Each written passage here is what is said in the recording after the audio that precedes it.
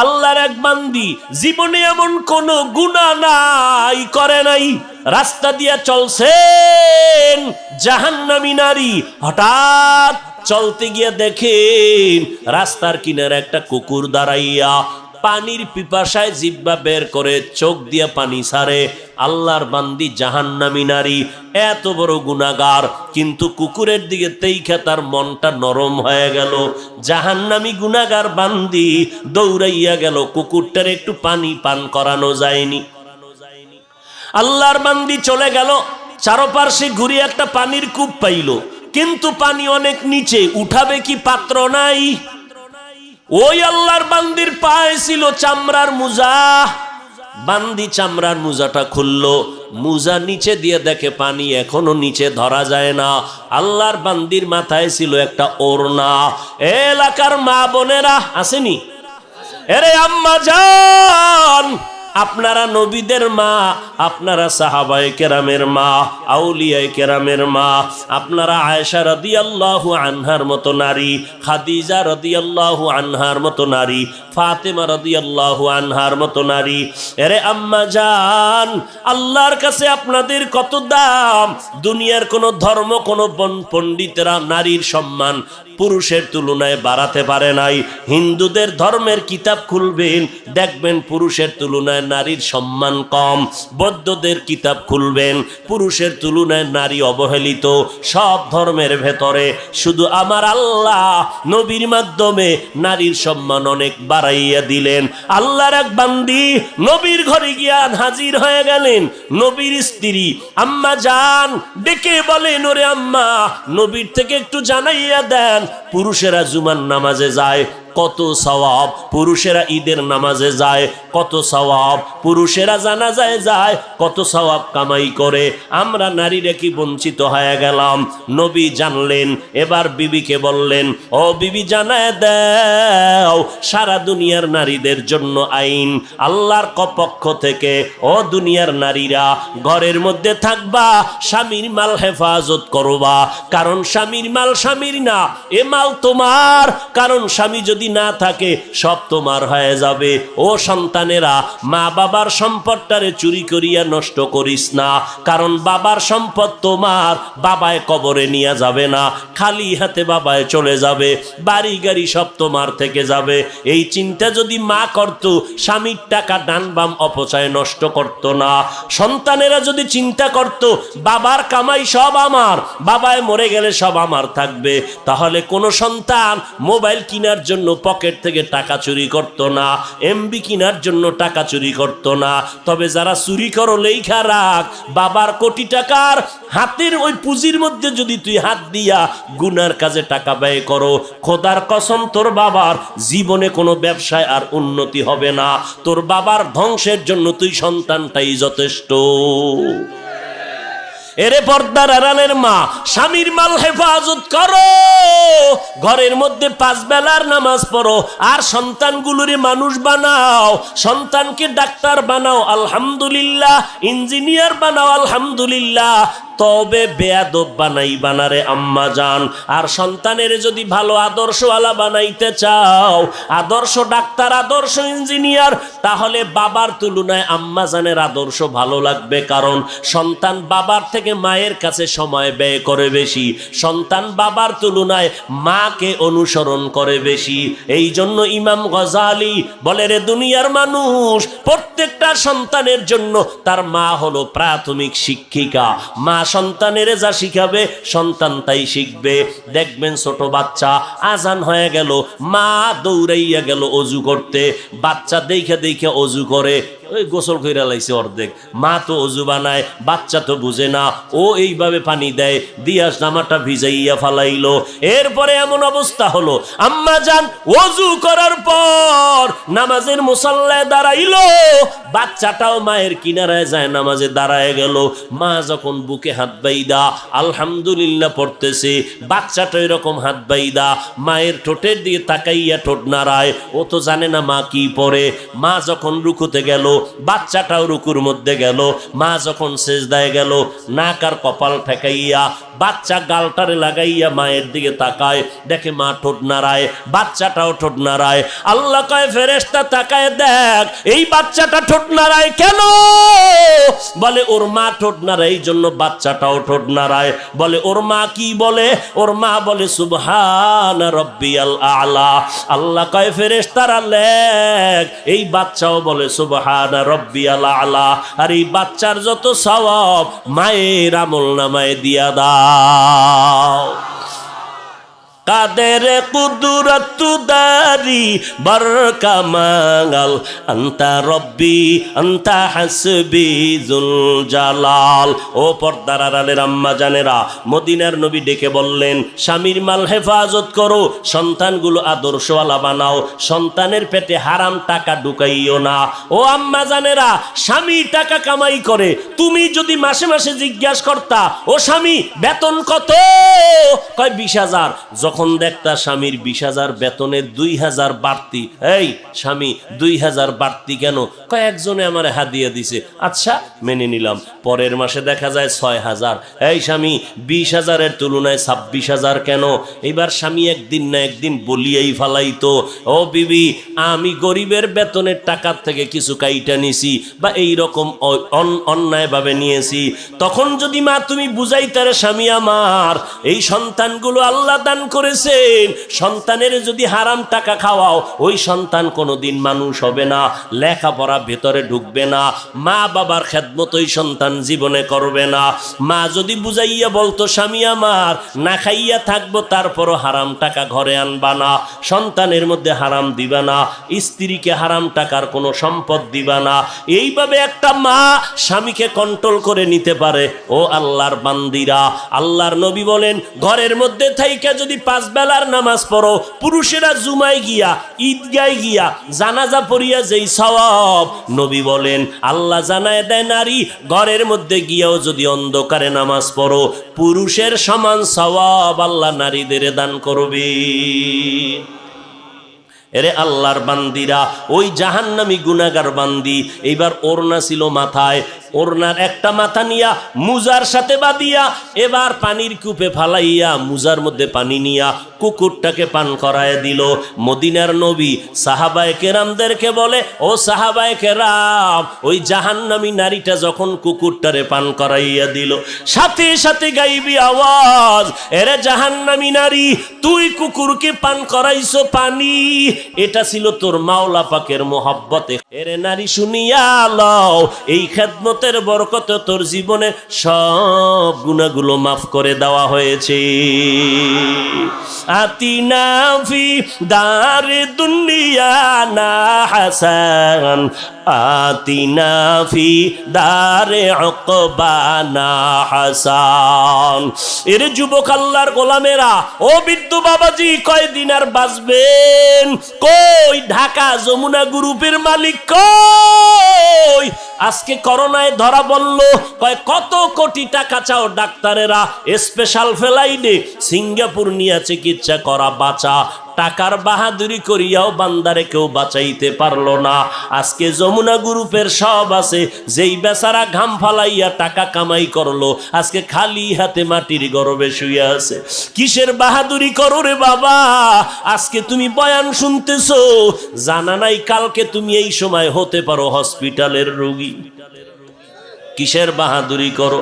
আমি আজকে বক্তা হইয়া বয়ান করি, এতগুলো শ্রোতা আমার বয়ান শুনতেছে, কিন্তু এই ভাবসাব কতক্ষণ?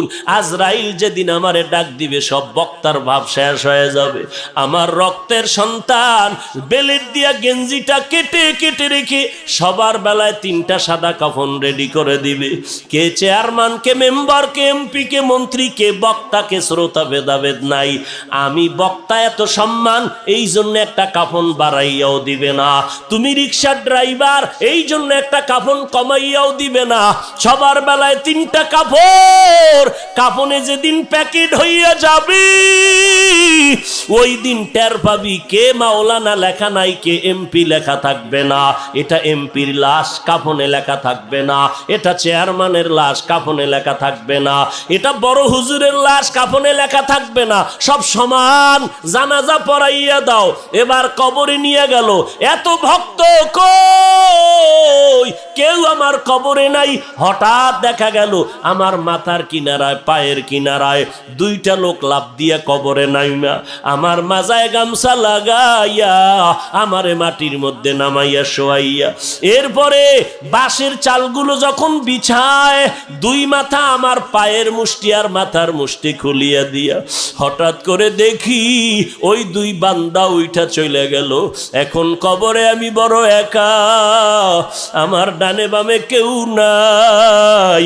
মদিনার নবী বলেন, ওই কবরে যখন পাড়াইয়া মাটি দিয়া সব চলে যাবে, দুইজন ফেরেশতা সবার কবরে আইসা হাজির। প্রশ্ন করবে তিনটা, আমাকেও যেই প্রশ্ন, হিন্দুদেরকেও সেই প্রশ্ন, আপনাকেও সেই একই প্রশ্ন, আলাদা কোনো প্রশ্ন করা হবে না।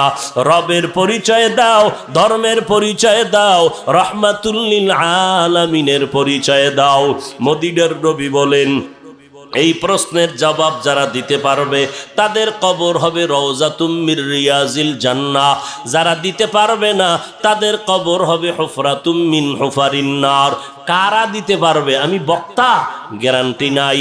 নবী বলেন, কারা পারবে জানো? দুনিয়াতে যারা রবের গোলামি করিয়া কবরে যাবে তারা জবাব দিবে, রব্বি আল্লাহ, আমার রব একমাত্র আমার আল্লাহ। দুনিয়াতে যারা ইসলাম মেনে যাবে কবরে গিয়া জবাব দিবে, দ্বীনিয়াল ইসলাম, আমার ধর্মের নাম আমার ইসলাম। দুনিয়াতে যারা নবীর সুন্নত মানিয়া চলবে, আঙ্গুলের নখগুলো কেমনে রাখবি, সেখানেও নবীর সুন্নত। মাথার চুলগুলো কেমনে রাখবারে বাবা, সেখানেও নবীর সুন্নত আছে না নাই?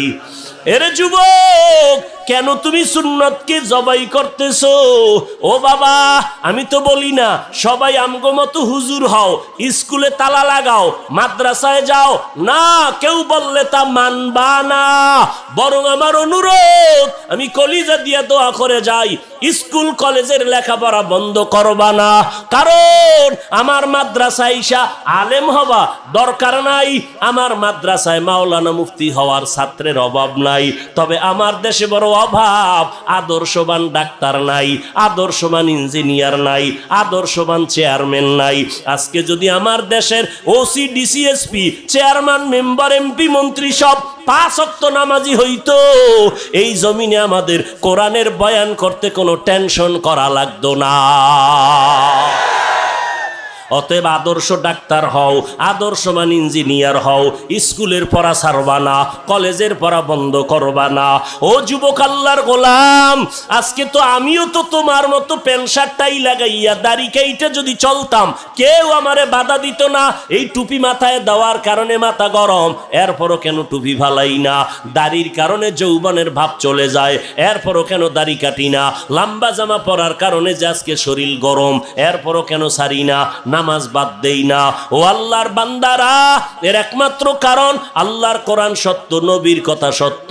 আজও পর্যন্ত কেউ মিথ্যা প্রমাণ করতে পারে নাই।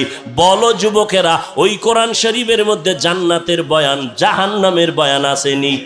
আছে। কে জান্নাতে যাবে, কে জাহান্নামে যাবে, তাও আল্লাহ বয়ান করেছেন। জান্নাতটা কেমন হবে তাও আল্লাহ বয়ান করেছেন।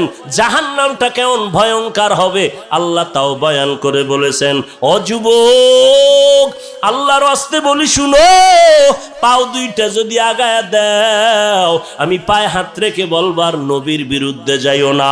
স্কুলে পড়ো, কলো বাধা নাই, কলেজে পড়ো বাধা নাই, চাকরি করো বাধা নাই, ব্যবসা করো বাধা নাই।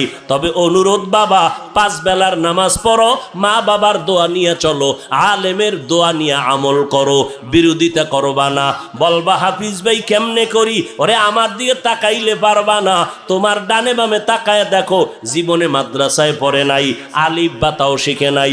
তোমার লাইনের যুবক স্কুল কলেজে পড়ে, 5 বেলার নামাজি আছে না নাই?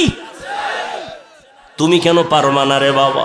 তোমার মতো সন্তান র্যাব, আর্মি, পুলিশ, বিডিআর 5 ওয়াক্ত নামাজে চাকরি করে, বাধা নাই, এরপরও নামাজ ছাড়ে না, অভাব নাই।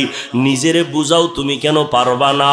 ও আল্লাহর বান্দা, এমপি, মন্ত্রী, চেয়ারম্যান, মেম্বার, ওসি, ডিসিএসপি, অভাব নাই, 5 বেলার নামাজি, তুমি কেন পারবা না রে বাবা? আল্লাহর কোরআনটা কি মিথ্যা মনে করেছো? যেই দিন কবরের মধ্যে যাবা, ওই 3টা প্রশ্নের জবাব যদি দিতে দিতে না পারো, আমার নবী বলেন সাথে সাথে আল্লাহ গায়েবী আওয়াজ দিবে, ও কবরের ফেরেশতা, এই নাফরমানটারে আর সময় দিও না, দুনিয়াতে কম সুযোগ দেই নাই, আমার দেওয়া সূর্যের আলো, চাঁদের আলো, পানি বাতাস, জমিনের ফসল, গাছের ফল খাইয়া এত বড় নিমক হারাম, একবারও আলহামদুলিল্লাহ বলে নাই। ওলামায়ে কেরাম পায়ে ধরিয়া নামাজের দাওয়াত দিত, নামাজ পড়ে নাই, এখন আর সময় নাই, তাড়াতাড়ি কবরের মধ্যে জাহান্নামের বিছানাটা দিয়া দাও, জাহান্নামের সাথে রাস্তা বানাও, একটা না দুইটা না 70 থেকে 99টা সাপ কবর ভরে যাবে। আমার নবী বলেন সর্বশেষ আমার আল্লাহ রাগান্বিত হইয়া কবরের মাটিকে ডেকে বলবেন, ও কবরের মাটি, এই গুনাহগার নাফরমানকে দুই পার্শ্ব থেকে জোরে জোরে চাপ দাও, এত জোরে চাপ দিবে পাজরের হাড়গুলো চুরমার হয়ে যাবে। ও যুবক, ও বৃদ্ধ বাবাজি, ও পর্দার আড়ালের মা, সূর্যের গরম সইতে পারি না, মশার কামড় সহ্য করে নিতে পারি না রে বাবা, গুনাহ নিয়ে যদি কবরে যাও, ওই কবরের মাটির চাপ আর জাহান্নামের আগুনের গরম কেমনে সহ্য করবা? যদি মনে করো পারবা না, এখনই তওবা করো, আর মনে মনে আমার মাওলাকে বলতে থাকো, দয়ার মালিক, এই ময়দানে আমার মতো গুনাহগার কেউ নাই রে আল্লাহ, গুনাহ করিয়া জীবনটারে নষ্ট করে ফেলেছি, আজকে থেকে তওবার নিয়ত করলাম, কোন দিন মরণ হয়ে যাবে জানা নাই, আজকে থেকে আর নামাজ ছাড়ব না, বেপরদায় চলব না, মা বাবাকে কষ্ট দিয়ে গুনাহ করব না, ওলামায়ে কেরামের বিরোধিতা করিয়া জাহান্নামের পথে যাব না, ওলামায়ে কেরামের পরামর্শ নিয়া, যারা আহলে হক এদের পরামর্শ নিয়ে চলবো। আহলে হক ওলামা কেমন? যাদের বয়ান শুনলে চোখে পানি এসে দিলটা নরম হয়, বেআমলওয়ালারা আমলওয়ালা হয়ে যায়, এমন ওলামায়ে কেরামের পরামর্শ নিয়ে চলো রে বাবা, মরিয়া গেলে যাবা, আর কোনো দিন নামাজ ছাড়বা না। হায়াতের মালিক আল্লাহ, রিজিকের মালিক আল্লাহ, ইজ্জতের মালিক আল্লাহ। আল্লাহর মোহাব্বত যদি থাকে তবে সবার কপালে তওবা নসিব হবে না, কারণ 13টা বছর আবু জাহাল বয়ান শুনিয়া নবীর কালেমা পড়ে নাই।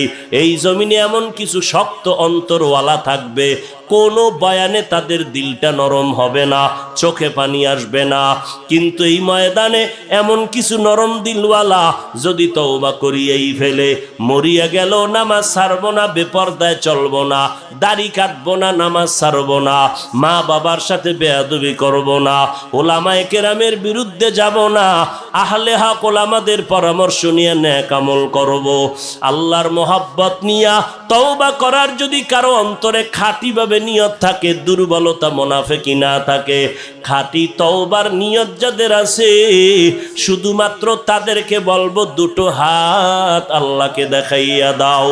আল্লাহ সবার হাত কবুল করে নেন, আমাদের তওবা কবুল করে নেন, তওবার উপরে মজবুত হইয়া চলার মতো আমাদের তৌফিক দান করেন, আমিন। আলহামদুলিল্লাহ। আমার সাহাবায়ে কেরামদের নিয়ে বলবি, ওমরে ফারুকের ভণ্ড বলবি, মুয়াবিয়ার বিরুদ্ধে বলবি, সাহাবায়ে কেরামের বিরুদ্ধে যদি বলো, এক বিন্দু রক্ত দিয়া হলো ময়দানে তোর বিরুদ্ধে আন্দোলন চলবে, বিচার না হওয়া পর্যন্ত আমাদের কোনো চুপ থাকার অপশন নাই, কোনো ছাড় নাই।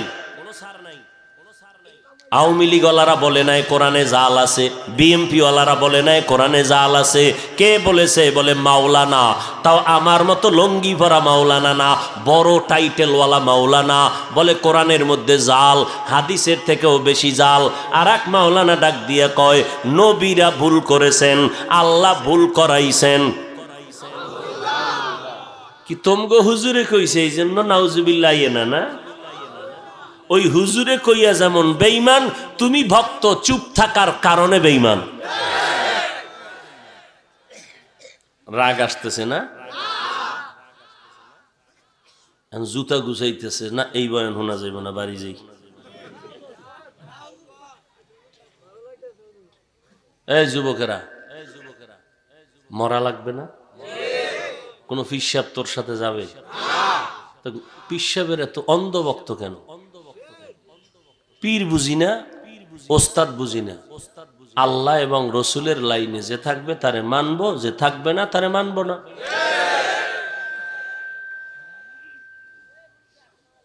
তাবলিগের মধ্যে একটু ভিন্নতা না? কেন? এই কারণেই তো যে আমরা হক মানি, বাতিল মানি না। কারণ তো একটা, কারণ তো আর একটা না। আর এক মাওলানা ইসলামের ব্যানার লাগাইয়া বলে কালেমা লা ইলাহা ইল্লাল্লাহ মুহাম্মাদুর রাসূলুল্লাহ কুফরি।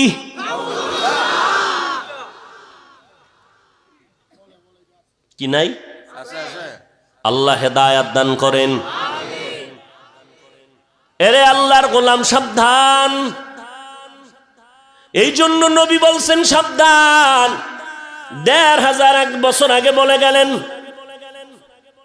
ওলামায়ে কেরাম সারা দিন মানা যাবে না, তবে ওলামা দেখলে দৌড় দিও না, কারণ ওলামাদের মধ্যে ঝামেলা আছে। একদল ক্বালান নবিয়্যু সাল্লাল্লাহু আলাইহি ওয়া আলিহি ওয়া সাল্লাম আলা ইন্না শাররাশ শাররি শিরারুল উলামা ওয়া ইন্না খাইরাল খাইরি খিয়ারুল উলামা আও কামা ক্বালান নবিয়্যু আলাইহি সালাতু ওয়াস সালাম।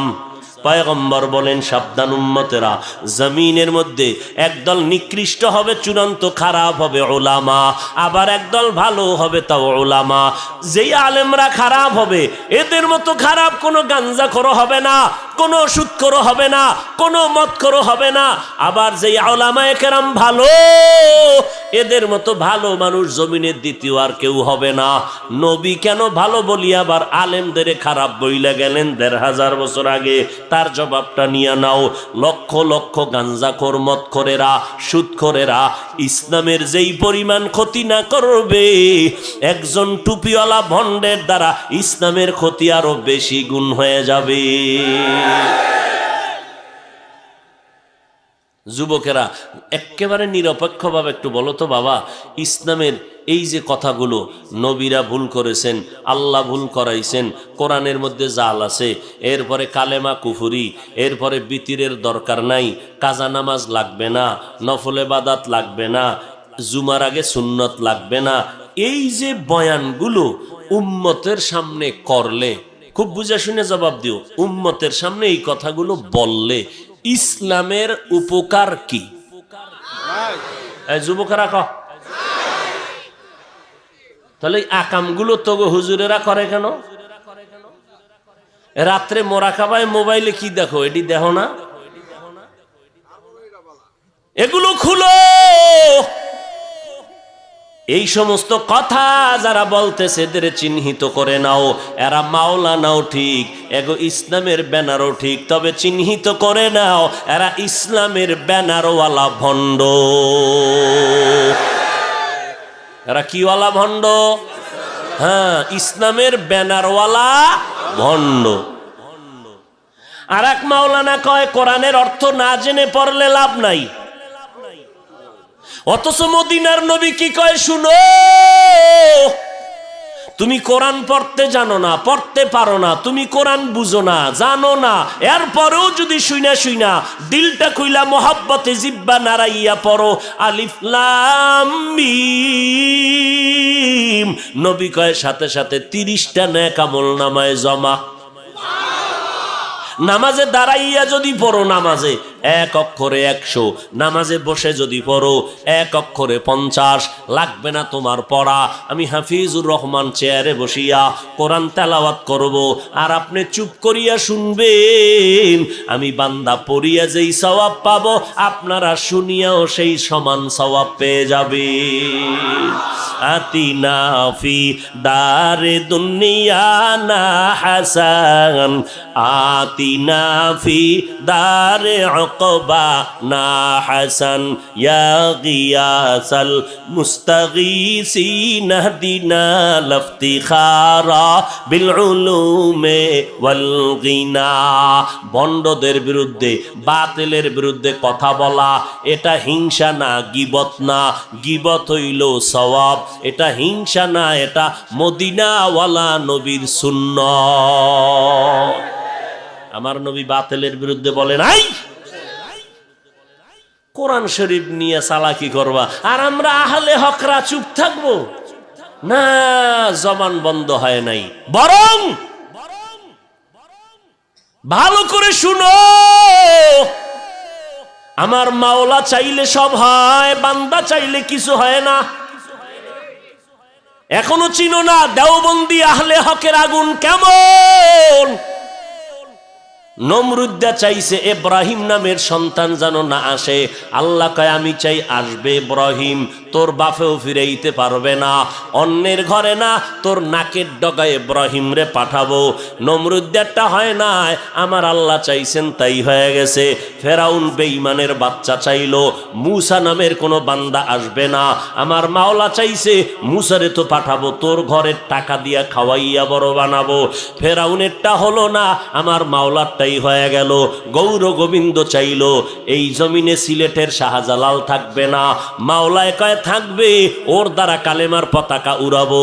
গৌর গোবিন্দ ধ্বংস, শাহজালালের পতাকা উঠে গেল। ব্রিটিশ বেঈমানেরা চাইছে ভারতের জমিনে কোরআনের মাদ্রাসা বন্ধ হয়ে যাবে, কোরআনের আওয়াজ যেন না থাকে। মাদ্রাসায় তালা লাগাইলো, মাদ্রাসায় আগুন দিয়ে দিল, সরকারি বরাদ্দ টাকা বন্ধ করে দিল, হুজুরদের